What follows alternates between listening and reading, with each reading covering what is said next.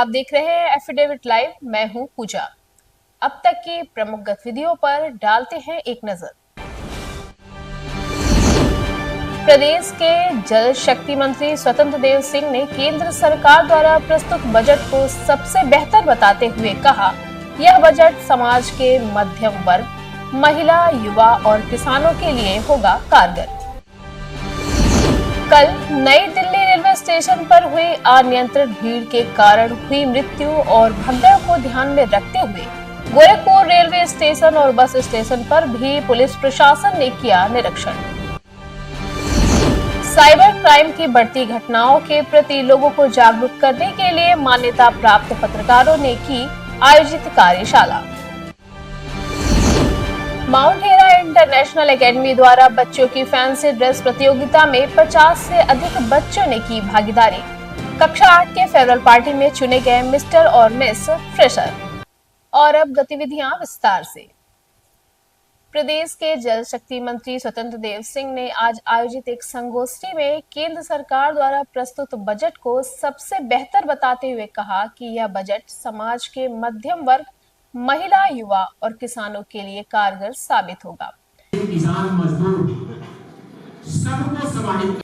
Media कर्मियों से बातचीत करते हुए उन्होंने कहा कि इस बजट में प्रदत्त विभिन्न योजनाओं के माध्यम से महिला सशक्तिकरण की दिशा में अधिक बेहतर प्रभाव देखे जा सकेंगे।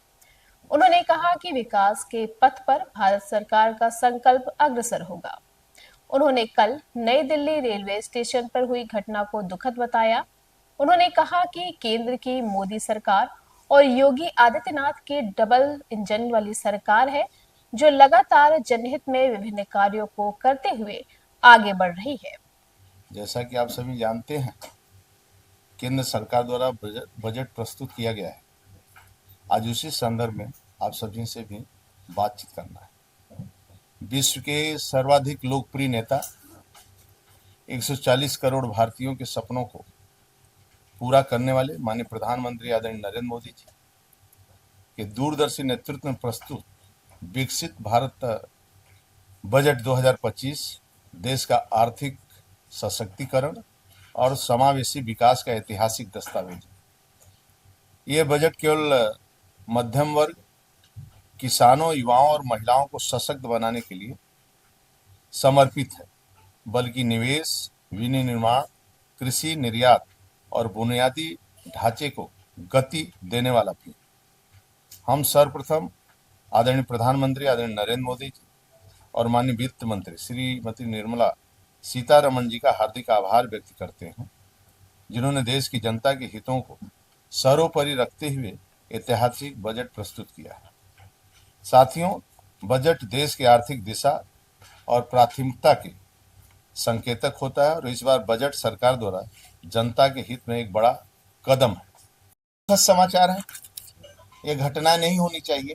कल जैसे मैं उरई से आ रहा था, अब कल ट्रेन में पकड़ने आ रहा था, लगभग 2-2.5 हजार व्यक्ति रेलवे स्टेशन पर इंतजार कर रहा था प्रयागराज कुंभ जाने के लिए। झांसी से स्पेशल ट्रेन एक आई, फिर उस सभी यात्री को खाली लेकर, फिर उन लोगों को लेकर तो प्रयागराज लेकर आए। वास्तव में आदरणीय योगी जी के नेतृत्व में थोड़ा विषय से हटना पड़ेगा, इसलिए मैं सोचता हूँ बजट पर है, वो दुखद घटना है, उसकी जांच हो रही है और जो दोषी रहेंगे उस पर कार्रवाई भी होगी। भविष्य में ऐसी घटना ना हो, इसका भी लोगों ने संज्ञान लेना चाहिए। मतलब एक तरह का जांच भी हो रही है घटना, एक इसी कारण वो बारे में जांच करेंगे सब कुछ।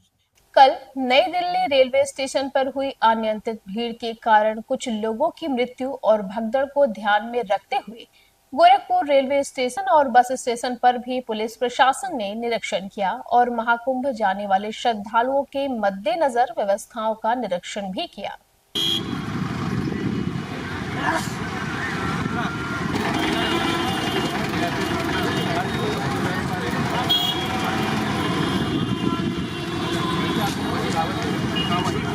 इस संबंध में एसपी सिटी अभिनव त्यागी ने कहा कि श्रद्धालुओं की भीड़ के कारण हुई अन्य प्रकार की दिक्कत न हो, इसे ध्यान में रखते हुए पुलिस प्रशासन, रेलवे और आरपीएफ के साथ निरंतर संपर्क जारी है। किया गया है। हम लोग ये कि कहाँ पर ऐसे चौक पर यहाँ पे भीड़ इकट्ठी हो जाती है, उसमें क्या हम लोग व्यवस्था कर सकते हैं कि इंश्योर किया जाएगा कि प्रयागराज जैसे स्टेशन पे आती है उन्हें किसी प्रकार की कोई परेशानी ना हो। यहाँ पे रात को का टाइम रहेगा तब अंदर गाड़ी रोक लगाई गई है, जिसमें सुनिश्चित किया जाएगा कि अंदर जो है जहाँ पार्किंग होती है वो श्रद्धालुओं के लिए होल्डिंग एरिया में काम करेगा। और जो भी बाहर से श्रद्धालु आ रहे हैं, बिहार से श्रद्धालु आ रहे हैं, हमारे प्रदेश के श्रद्धालु जो प्रयागराज जा रहे हैं, प्रयागराज से आ रहे हैं, उन्हें किसी प्रकार की कोई भी समस्या ना हो। पुलिस प्रशासन, रेल पुलिस, आरपीएफ, हम सबके बीच कोऑर्डिनेशन मीटिंग भी हो गई है, जिससे सुनिश्चित किया जाएगा कि जो भी समस्या हो उनका निस्तारण हो सके और आने वाले श्रद्धालुओं को कोई परेशानी ना हो। इसी क्रम में गोरखपुर रेलवे स्टेशन पर भी श्रद्धालुओं की बढ़ती हुई भीड़ को देखते हुए रेल प्रशासन द्वारा प्रयास किया जा रहा है कि किसी भी प्रकार की कोई दुर्घटना न होने पाए। यात्रियों को पुलिस एवं रेल प्रशासन द्वारा लगातार निर्देशित भी किया जा रहा है कि वे भीड़ से बचने के लिए दिए जा रहे निर्देशों के अनुरूप ही अपनी यात्रा सुगम बनाएं। साइबर क्राइम की बढ़ती घटनाओं के प्रति लोगों को जागरूक करने के लिए मान्यता प्राप्त पत्रकारों द्वारा आयोजित कार्यशाला में एसपी सिटी अभिनव त्यागी ने मीडिया की भूमिका पर प्रकाश डालते हुए कहा कि मीडिया ही लोगों को इस दिशा में जागरूक करने में सक्षम है। इस अवसर पर कुछ फोटो मीडिया कर्मियों को सम्मानित भी किया गया। तो आप लोग के थ्रू ऐसी जो भी बातें हैं जो एक्सपर्ट्स बताते हैं या जो हम लोग को सामने आती हैं या जो पब्लिक बताती हैं, ऐसे लोगों को सही मीडियम तक पहुंचाना, वो मीडियम पुलिस हो, प्रशासन हो, सरकार हो, वो चीज़ भी आप लोग की बहुत बड़ी जिम्मेदारी है जो आप लोग बाकी फील्ड्स में बहुत ही अच्छे से निभाते आ रहे हैं। और मुझे पूरा उम्मीद है कि साइबर फ्रॉड के जो प्रकरण है उसमें भी आप ये चीज़ें उठाएंगे और सही जहाँ तक बात पहुँचनी चाहिए वहाँ तक उस बात को पहुँचाएंगे। एक और महत्वपूर्ण जो बहुत ही महत्वपूर्ण रोल है वो है आप लोगों को सोसाइटी को एक करना साइबर क्रिमिनल्स के खिलाफ। चंद द्वारा लिखित पुस्तक गांव की माटी कला का विमोचन गोरखपुर जर्नलिस्ट प्रेस क्लब सभागार में संपन्न हुआ। इस अवसर पर कई विद्वत जन उपस्थित रहे।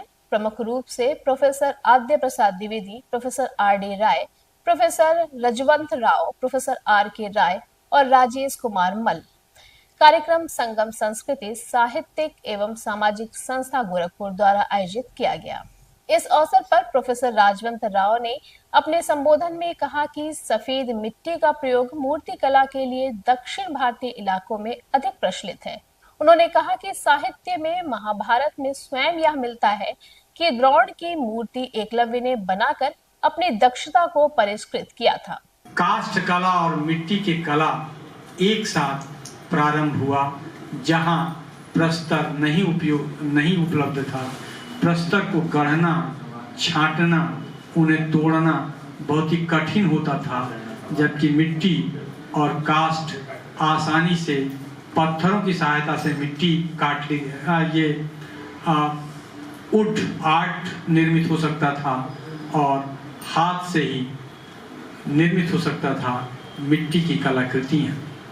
हम जो पुरातात्विक अध्ययन से पाते हैं कि मिसोलिथिक के उत्तर चरण में ये मृड की कुछ मूर्तियाँ, जिसको कहा जाता है इतिहास में की पुस्तकों में कहा गया है मनौती मूर्तियाँ, क्योंकि बहुत सारी मूर्तियों में कुछ धूमायत है। ये इंडस वैली में कुछ ऐसी मूर्तियाँ मिली हैं जो धूमायत है।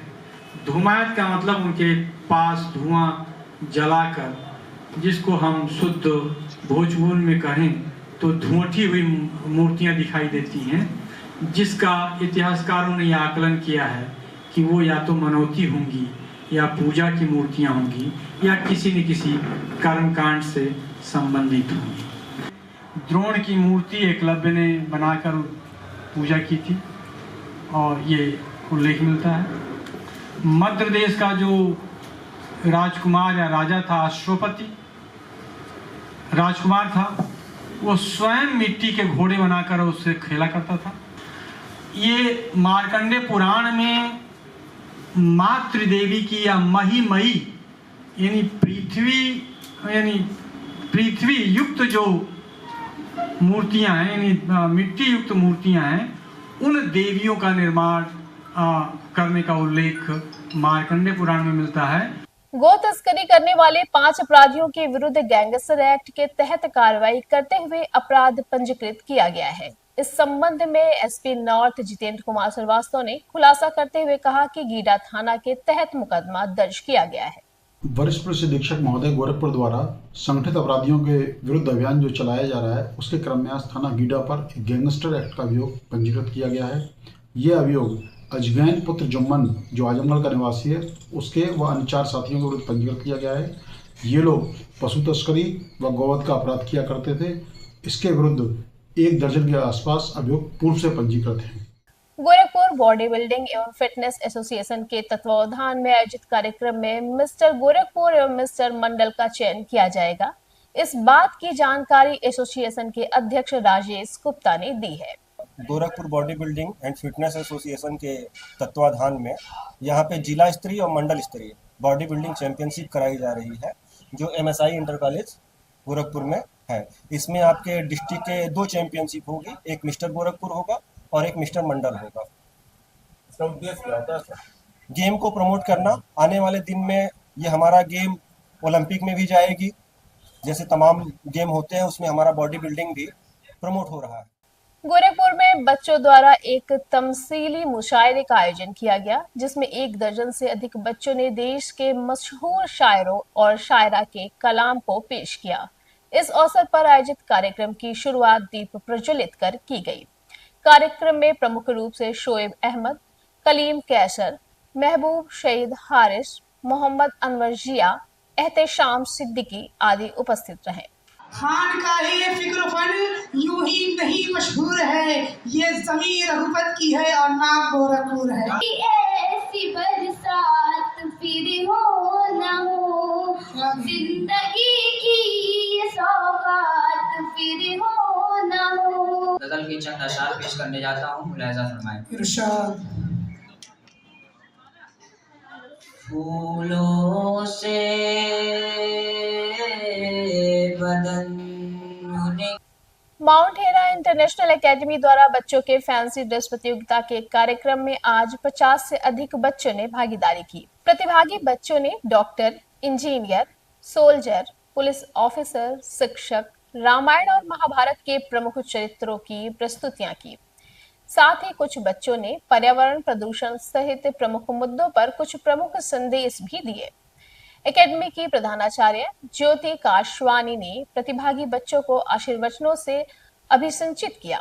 सर, आज माउंट हेरा इंटरनेशनल एकेडमी में बच्चों को फैंसी ड्रेस की कंपटीशन हुआ, जिसमें 3 ईयर्स से लेकर 10 ईयर्स तक के बच्चों ने पार्टिसिपेट किया। इस पार्टिसिपेशन में बच्चे अलग अलग कैटेगरी के बच्चे अलग अलग परिधानों में आए और उन्होंने अपनी प्रतिभा का उच्च प्रदर्शन किया। इसी क्रम में कक्षा 8 के छात्रों की फेयरवेल पार्टी में आयोजित कार्यक्रम में रैंप वॉक, रैपिड फायर, प्रश्नोत्तरी सहित विविध सांस्कृतिक कार्यक्रमों के आयोजन किए गए। प्रतियोगिता में मिस्टर फ्रेसर दानियाल अहमद और मिस फ्रेसर आलमीन हूर को इस्लामिया कॉलेज ऑफ कॉमर्स के प्रबंधक शोएब अहमद ने पुरस्कृत किया।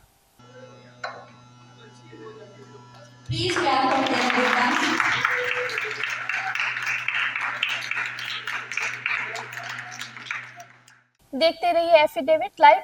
धन्यवाद।